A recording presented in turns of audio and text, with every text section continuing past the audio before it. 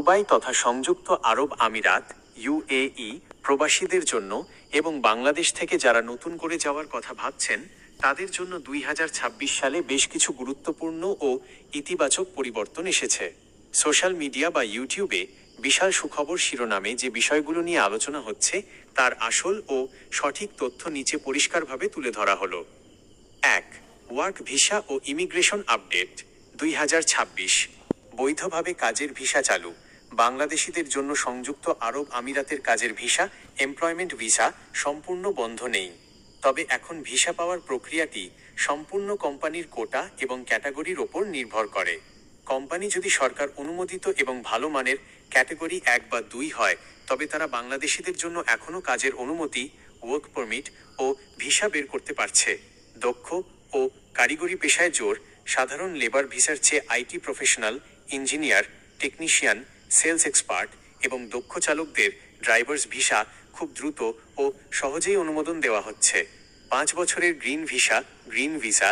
আপনি যদি দক্ষ পেশাজীবী বা ফ্রিল্যান্সার হন এবং নির্দিষ্ট পরিমাণ আয় থাকে তবে কোনো কোম্পানির স্পন্সরশিপ ছাড়াই নিজেই 5 বছরের গ্রিন ভিসার জন্য আবেদন করতে পারবেন। 2. ভিজিট ভিসা ও family sponsorship. Family visit visa সহজ। যারা অলরেডি দুবাই বা আবুধাবিতে ভালো বেতনে চাকরি করছেন তারা এখন খুব সহজেই তাদের ফার্স্ট ডিগ্রি রিলেটিভদের, বাবা মা, স্ত্রী, সন্তান ফ্যামিলি স্পন্সরশিপ ভিসার মাধ্যমে নিজেদের কাছে নিয়ে আসতে পারছেন। সাধারণ ট্যুরিস্ট ভিসা আইসিএ বা জিডিআরএফএ পোর্টাল থেকে বাংলাদেশিদের জন্য সরাসরি সাধারণ 30 বা 60 দিনের ট্যুরিস্ট ভিসা ইস্যু হওয়া কিছুটা সীমিত হলেও অনুমোদিত ট্রাভেল এজেন্সি বা এয়ারলাইন্সের যেমন আমিরাত বা ফ্লাই দুবাই মাধ্যমে সঠিক ডকুমেন্ট ও হোটেল বুকিং দেখিয়ে ই ভিসা পাওয়ার সুযোগ রয়েছে। 3. 2026 সালের গুরুত্বপূর্ণ কড়াকড়ি ও নিয়ম অবশ্যই জানতে হবে। সুখবরের পাশাপাশি কিছু নতুন নিয়মের ব্যাপারে দুবাই প্রবাসী ও নতুন যাত্রীদের অত্যন্ত সতর্ক থাকতে হবে। বিষয়ের নাম, নতুন নিয়ম ও আপডেট 2026। ওভারস্টে জরিমানা, ওভারস্টে ফাইন। ভিসার মেয়াদ শেষ হওয়ার পর কোনো গ্রেস পিরিয়ড বা অতিরিক্ত সময় মিলবে না। প্রথম দিন থেকেই প্রতিদিন 50 দিরহাম 50 AED করে জরিমানা গুনতে হবে। BMET smart card.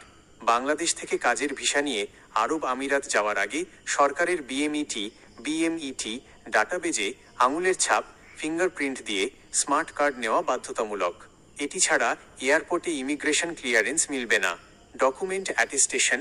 ফ্যামিলি বা রেসিডেন্স ভিসার জন্য বাংলাদেশের শিক্ষাগত যোগ্যতার সার্টিফিকেট, জন্ম নিবন্ধন বা বিয়ের কাগজপত্র অবশ্যই নোটারি, পররাষ্ট্র মন্ত্রণালয় এবং ঢাকায় অবস্থিত